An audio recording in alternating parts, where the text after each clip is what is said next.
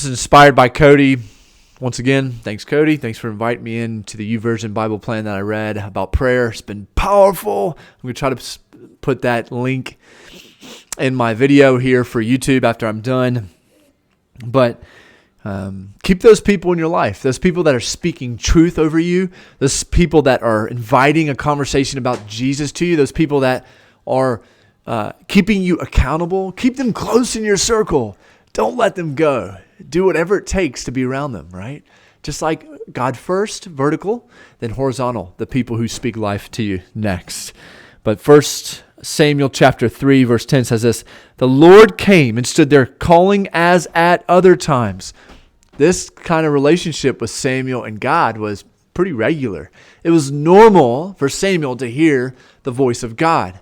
What does that look like for you and me today?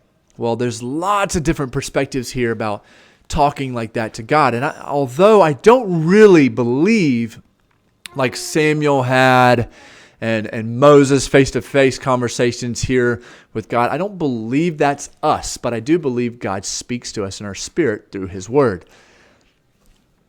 So check this out. This is how Samuel responded. Then Samuel said, "Speak, for your servant is listening." Now, remember a time when I was a young kid and my mom and dad were raising me and instructing me, and then I would go outside and play. And I remember those instructions, although I didn't listen to them sometimes, and oftentimes I didn't listen to them, I'd get in trouble. But when I did listen to them, I was living life fully and living life within the boundaries they created. And as a result, my relationships with my siblings, my relationship with them was strong and confident. And as a result, for me, I could be bold and live my life as a child. You're like, wow, what a great example, James. Congratulations. Well, God, as our Father, does the same thing to you and me. The reason why Samuel was able to say, "Speak, for your servant is listening," is because he was God's servant. It's because he meditated with God day and night. The problem you and I face always and often, "Hey, honey, I'm doing a quick video, okay? You got a boo-boo? Oh, I'm so sorry. Can I do this quick video? Okay. I'll kiss it in a second, okay? You want to do it with me? Okay, I'm almost done and I'll show you the video, all right? The problem with you and I, and what I face too today, is we want to hear the voice of God. We want his help in trouble without ever spending time with him, without ever knowing him.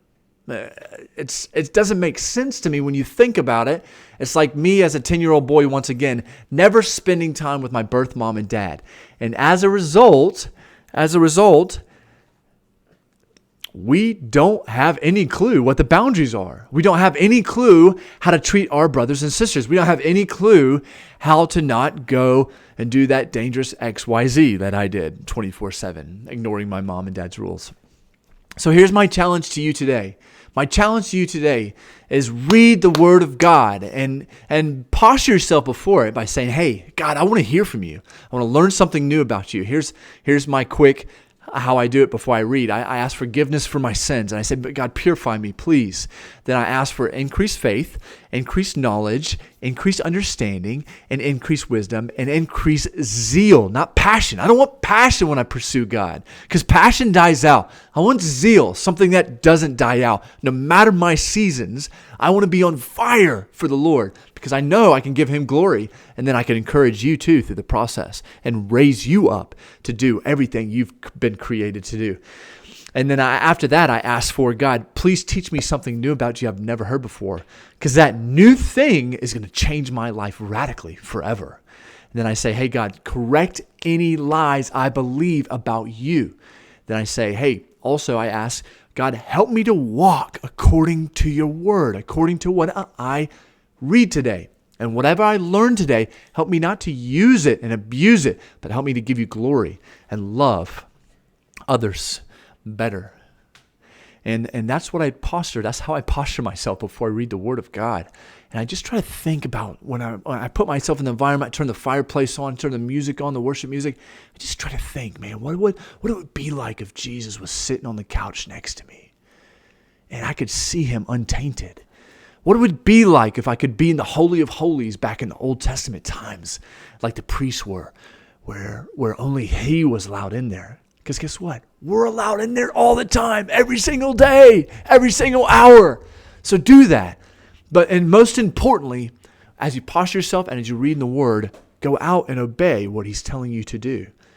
Because when you know him, you can be like Samuel. And you can say truly and confidently and boldly, "Speak, Lord, for your servant is listening."